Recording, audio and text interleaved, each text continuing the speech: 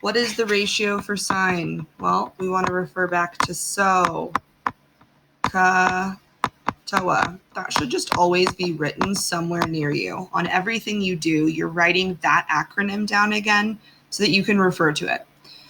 Sine is therefore opposite over hypotenuse, so you would have chosen that answer.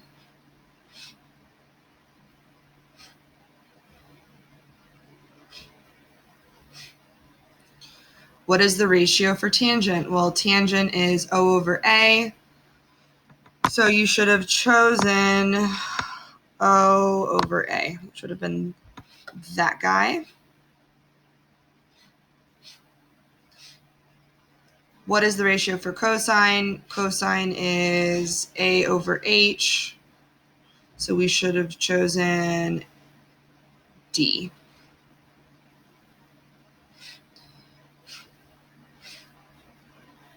Oops.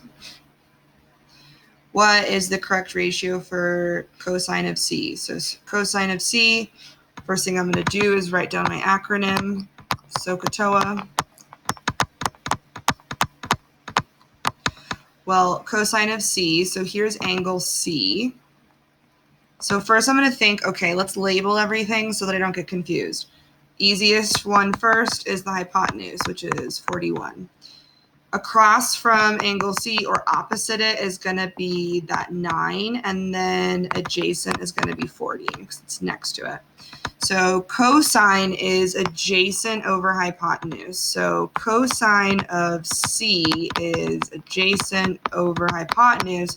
Our adjacent is our 40, and our hypotenuse is our 41. So we should have selected 40 over 41. What is the correct ratio? Okay, I write down my acronym. Yes, it seems monotonous, but this is how you avoid making mistakes and doing the work twice or doing the work wrong. I'd rather just do it correct the first time.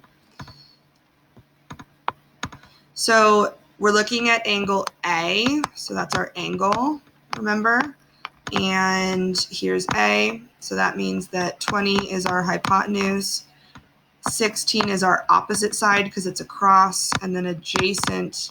12 is our adjacent side because it's next to the angle. So we want tangent. Tangent is opposite over adjacent. So that means we're going to use 16, which is our opposite, and 12, which is our adjacent, right? So 16 over 12 would be the correct answer.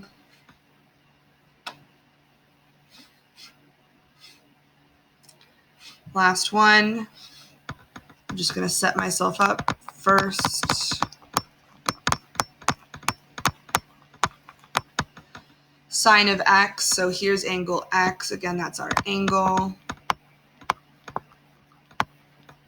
So here's angle x, and we are going to label it. So 50 is our hypotenuse, 40 is our opposite, 30 is our adjacent. Sine is opposite over hypotenuse, so that's going to be 40 over 50. So 40 over 50. Well, I'm not seeing that as an option. I'm seeing they've reduced the fraction, but I know my zeros trick. 40 over 50 is the same as 4 over 5. We can either cross out the zeros or think about dividing by 10, because that would be the greatest common factor. 40 divided by 10 is 4. 50 divided by 10 is 5. So 4 over 5. A is our correct answer.